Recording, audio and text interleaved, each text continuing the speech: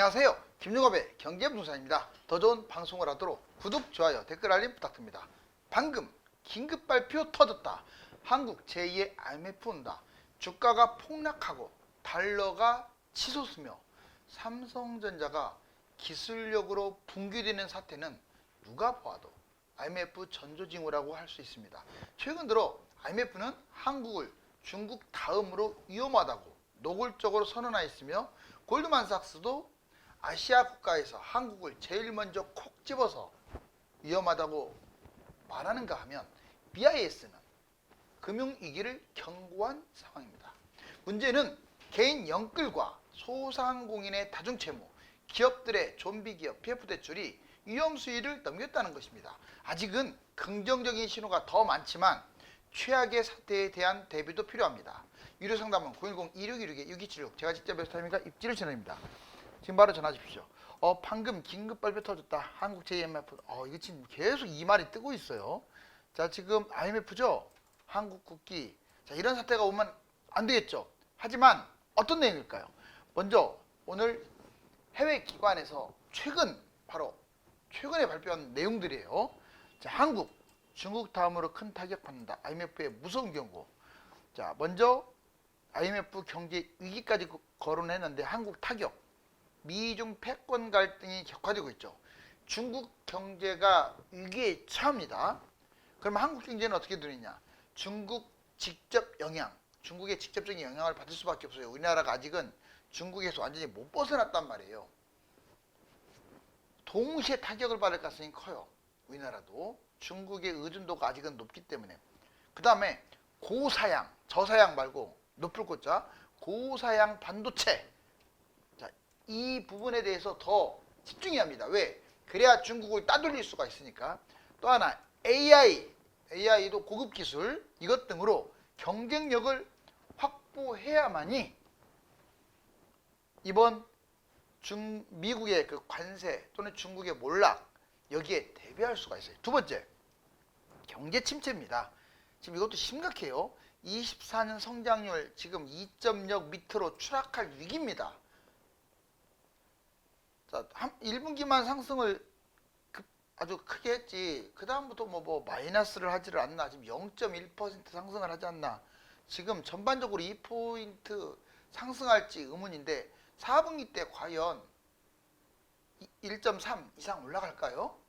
지금 0%대가 지금 한 번이고 마이너스도 한 번 있었는데 보시면 수출이 지금 또 급감하고 있다는 게 문제예요. 수출입이 25년 내년 성장률도 끔찍해요.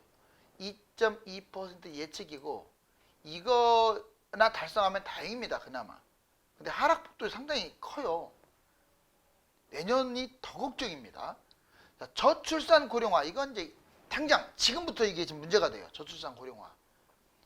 지금 취업 연령이 너무 적어요. 그래서 고령들 연세가 많으신 분들도 재취업하게끔 해야 하고요. 또 하나 외국 인력을 적극적으로 도입해야 합니다. 이러지 않으면요 우리나라 엔진 멈춰 섭니다.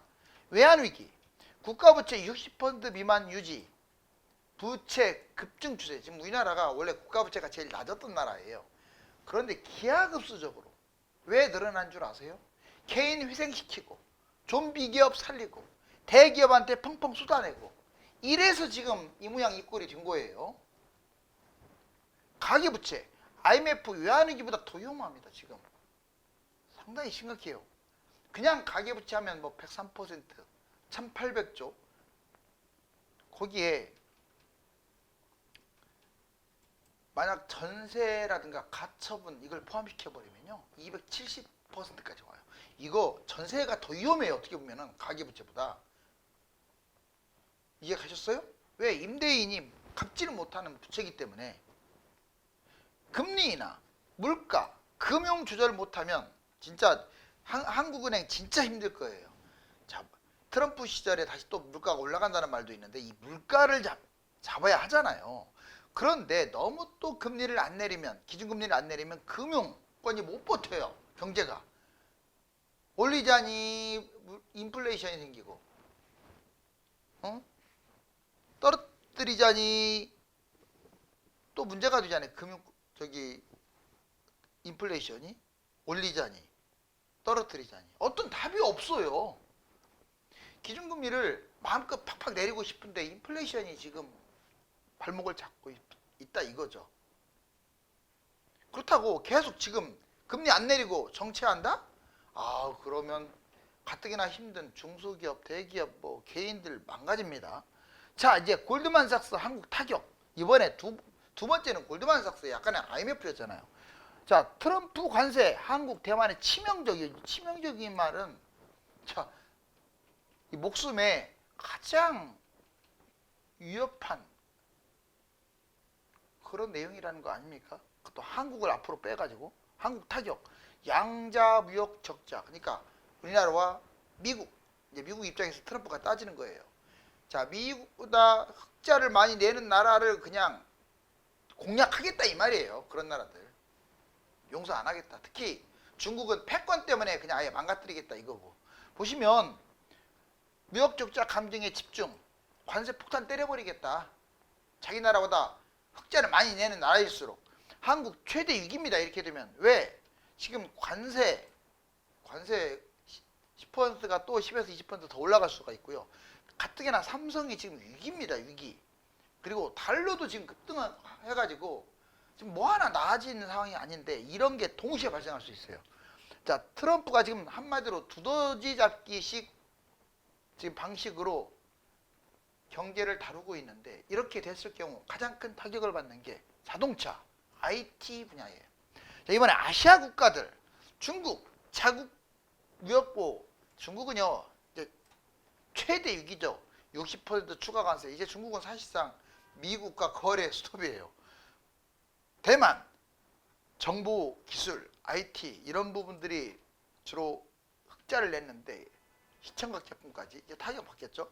베트남, 일본, 인도는 다 지금 대미 흑자 비율이 높은 나라들이에요. 이 나라도 타격이 불가피합니다. 근데 문제는 우리나라가 제일 타격이 세다는 거고 우리가 수출입 비중이 높다는 것도 문제죠. 또 세계적으로도 위기입니다. 독일 성장률이 오죽하면 여기 보세요. 내년에 0.9%인데 0.5로 낮췄어요. 와, 거의 반절을 낮춰버리잖아요. 트럼프는 또 한다면 하니까. 영국 성장률 1.6%, 1.4. 상대적으로 영국은 미국에 대한 어떤 흑자가 낮기 때문에 하향을 덜한 거예요. 그런데 문제가 미국이 이렇게 하면요. 미국이 단기적으로는 득을 볼지 몰라도 여기 보세요. 단기 이익이지만 결국 장기적으로 미국이 경기 침체에 빠질 확률이 커지겠죠. 이번에 세 번째 BIS 금융위기. 이것도 지금 뜨뜻한 뉴스입니다. 한국과 중국만 콕 찍어서 경고했다. 경고가 말이 경고지 뭐. IMF 조심해라 이거죠. 자, 가계비 때문에 성장 꺾이는 국제결제은행. 와, 국제결제은행 BIS. 한국 금융위기를 경고. 강력 경고죠. 부채와 성장 초반 정비례하다가 반비례 이제 U자로 다시 또 문제가 발생할 수가 있다. 아시아 국가들 부채가 성장 제한하는 변곡점.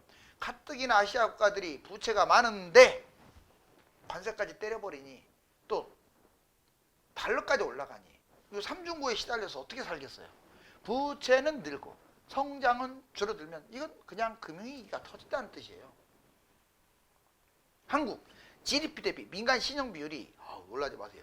222.7. 이것저것 하면 270%라고 했잖아요. 압도적 세계 1위예요. 우리나라만 갖고 있는 전세제도도 치명적입니다. 8월 주택담보대출 8조 2천억. 와, 어마어마하죠. 사상 최대로 증가를 했어요.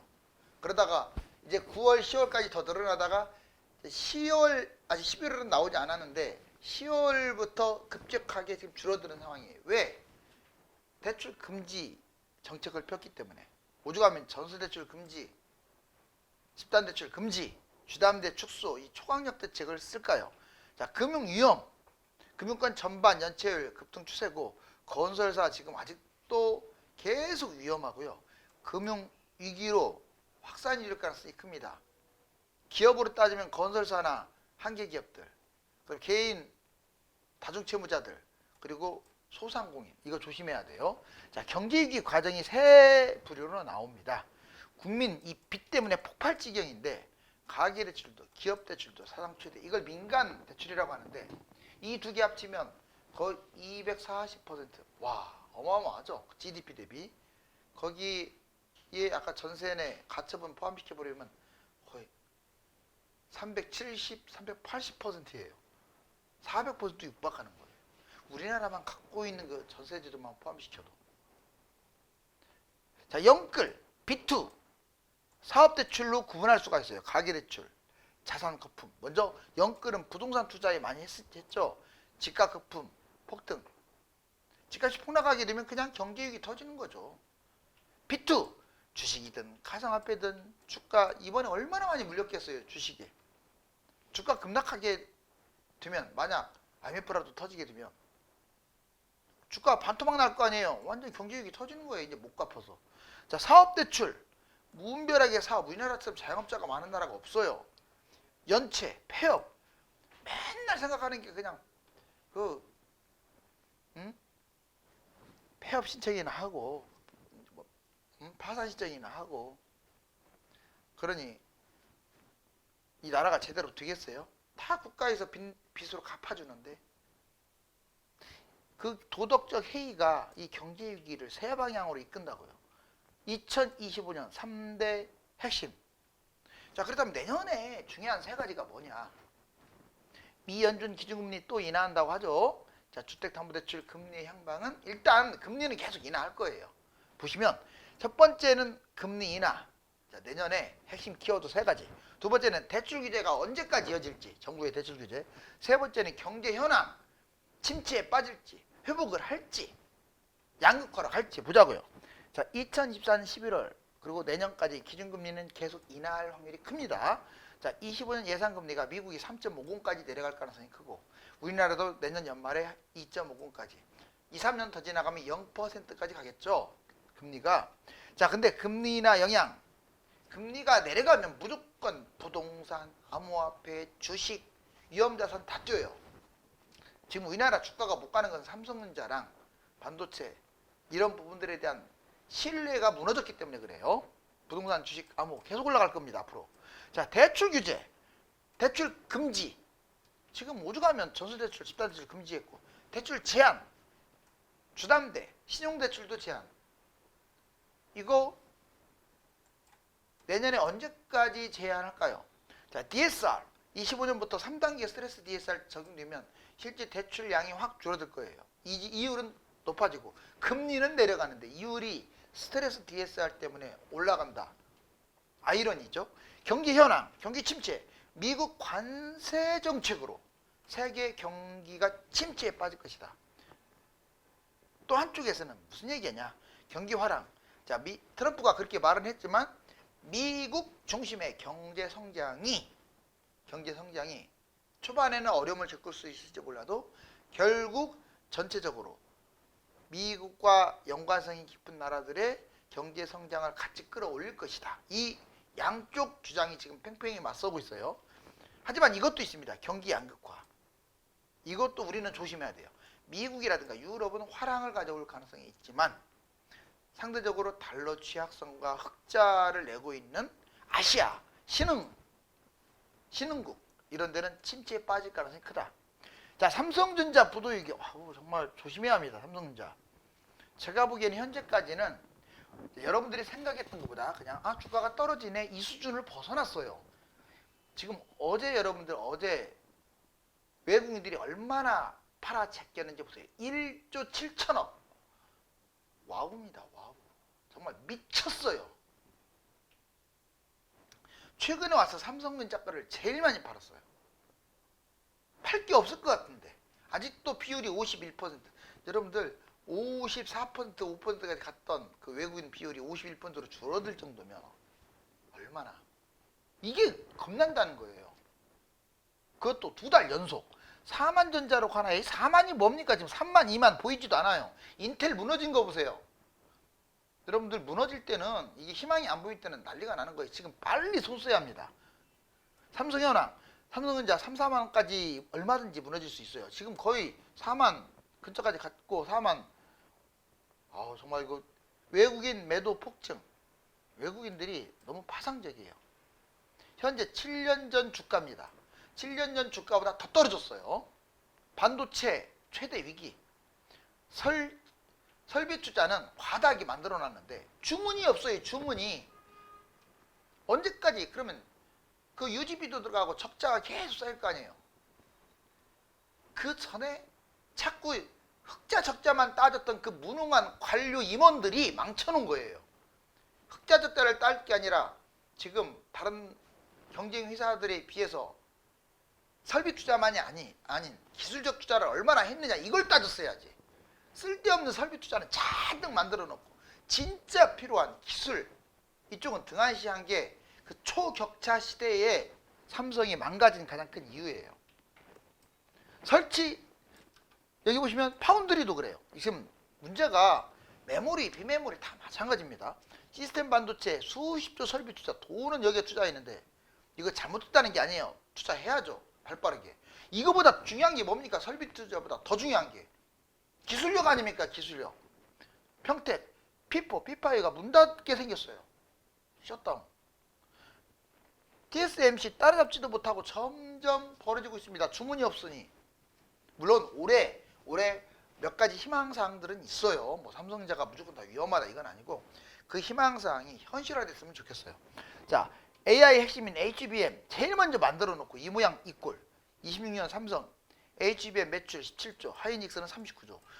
하이닉스 예전에 뭐 관리처분되네 뭐네 한때 갔었는데 여기에 이거 보세요. 삼성전자 매출이 이게 뭡니까? 3분의 1로 확 줄어버렸어요. 하이닉스에 비해서. 중국 자국 기업 보호하기 위해서 HBM 수입 중단해버리면 결국 삼성전자도 거기에 타격을 받고 삼전 HBM 매출 10%에 불과한데 중국 비중이 높다는 것도 문제예요. 자, 한국 제2의 IMF 외환위기 이거 보시면 한국은 제2의 IMF 외환위기에 대비하라고 나왔네요. 자, 주요 증상 차산 변동 금값 자꾸 올라가고 주가 막 폭등락하고 특히 우리나라 것이 폭락하고 암호 이게 너무 지금 치솟고 있어요. 비트코인이. 이런 것들 지금 트럼프 리스크 중장기적으로는 모르죠. 트럼프가 된 게 잘 됐는지. 그런데 단기적으로는 정말 우리나라한테 치명적인 문제가 될 것 같아요. 경제 요인, 일자리, 소득 감소, 수출입 감소. 가시적으로 기업 부도, 가계분기, 성장률 감소가 지금 눈에 띄잖아요. 위기 요인, 국가가 무역 분쟁, 자 미국 자체의 거품 리스크 다 너무나 세요. 거품이. 통계 위기, 통계 제가 여러 번 말했죠. 10년물, 2년물 역전. 자 장단기 금리가 역전됐고 두 번째 급격한 금리 인상 후 인하할 때 경제 위기가 터져요. 그 다음에 해결 방안 보세요. 전 세계 경제 환경 공유. 이래야 하는데 나홀로 가고 있는 트럼프. 정부와 중앙은행 적절한 경정책을 지금 펼쳐야 합니다. 위기 요인을 사전에 차단, 취약계층, 이금융, 기업부도. 근데 지금 차단할 게 너무 많아요. 윤석열 정부가 차단할 게 한두 가지가 아니에요. 달러값, 외환위기 최대 변수입니다. 항상 달러가 무너져 버리면 외환위기가 발생하는 거예요. 우리나라 지금 그 외환보유고가 얼마인데 그거 IMF 때에 비하면 국가 경쟁력을 따지면 국가의 어떤 국력을 따지면 IMF보다 많이 나아진 것도 아니에요. 세계 몇 위냐는 중요하지 않습니다. 금액이 중요하고 더군다나 우리나라는 금 비축량도 너무 적어요. 그렇게 하는 총재 금 비축하라 비축하라 했는데 귀에 그냥 못 박아가지고 뻘짓하더니 지금 우리나라 금 뭐예요 이거. 달러값 더 뛰면 제2 아시아 외환위기. 지금 뭐 아시아 외환위기라는 말을 지금 아예 노골적으로 쓰고 있어요. 제가 하는 말 아닙니다. 달러 강세. 지금 요즘 다시 또 달러가 잠잠한가 싶더니 또 올라가고 있어요. 미국 관세, 민간 부채 이 세 가지가 지금 쫙 달라붙었어요. 자, 부동산 투자와 절세 항상 이제 제가 끝부분에 하는 부동산 투자를 하는데 이거 별표 좀 찍어 꼭 기억하세요. 저는 여러분들이 돈을 많이 벌기를 바랍니다. 만약 이 설명을 하는데 저놈 부동산 투기 조장한다. 저놈 집값 폭락하고 있는데 상승한다고 거짓말한다. 이런 시각을 갖고 있는 분들은요. 죽었다 깨나도 돈 못 벌어요. 저는 폭등론자가 아닙니다. 여러분들에게 도움을 주기 위한 설명을 하는 거지. 그 폭락론에 영원히 빠지면 뭐가 남아요? 중립을 지켜야지. 자 보세요. 부동산 매입하세요. 결국 해야 합니다. 자꾸 폭락하고 기다리고 여러분들 5천만 원, 1억도 투자할 곳들이 꽤 있어요. 없는 게 아니란 말이에요. 매입을 해야 돼. 무주택은 벗어나는 게 좋고. 두 번째, 무주택으로 있으면 뭐가 문제냐면 돈 가치가 10년 지나면 5억이 2억 5천으로 떨어져요. 5억이 2억으로 떨어진다고요. 그 생각을 해야지. 아, 5억 그대로 있네. 또 이자까지 갖고 한 6억 됐네. 이게 중요한 게 아니에요. 그럼 6억이면 3억으로 떨어지겠지. 왜 그 생각을 못 합니까? 두 번째, 매입한 걸로 끝나지 말고 부동산 갈아타기를 항상 생각해야 돼요. 내 거보다 더 좋은 걸로 갈아타기. 뭐 단기적으로 집값이 올라가고 떨어질 수도 있지만 10년까지 되다 보면 더 좋은 게 훨씬 많이 뛰어요. 세 번째, 부동산 추가 매입. 하나 있다고 해서 안심하지 말고 현금이 있다면 왜 주식을 삽니까? 주식은 위험해요. 그딴 거 사지 말고, 자, 있다면 1억이든 2억이든 부동산 추가 매입하시라고요. 그 다음에 나도 추가 매입했어. 뭐 4개, 5개 매입하라는 얘기는 아닙니다. 세금 문제도 있으니까. 그러면 자녀들 앞으로 매입하세요. 꼭 증여만 하는 게 매입이 아닙니다. 대여할 수도 있는 거예요. 수입이 있다면. 그런 다음에 자녀도 다 집이 있어. 그러면 자녀들을 갈아타게끔 유도를 하세요. 더 비싼 집으로 대여를 해줘서라도. 마지막으로, 자녀들이라고 집을 무조건 하나 갖고 있어요? 2개까지는 괜찮은 거예요. 제가 3개를 권하지 않아요. 일시적 2주택을 활용하든 아니면 세금 낼 폭 자꾸 하나를 잡든 자녀들 추가 매입. 정리하면 이 6개나 있습니다. 이 6개. 제가 왜 이걸 말씀드리냐면 정말 돈 많은 사람들, 부자들은 다 이렇게 하고 있어요. 나 하나 혼자 갖고 있는 게 아니에요. 결국 집값 뭐 폭락해서 이 사람들 쫄딱 망했다 그런 제목들은 많지만 이 사람들이 돈 많이 번 거예요. 글로벌 경제 위기. 정말 우리나라가 좀 안전했으면 합니다. 수출과 수입으로 먹고 사는 우리나라 입장에서는 트럼프의 관세 정책과 달러 급등, 삼성전자의 초격차 반도체 추락이 결코 달갑지 않습니다. 감사합니다.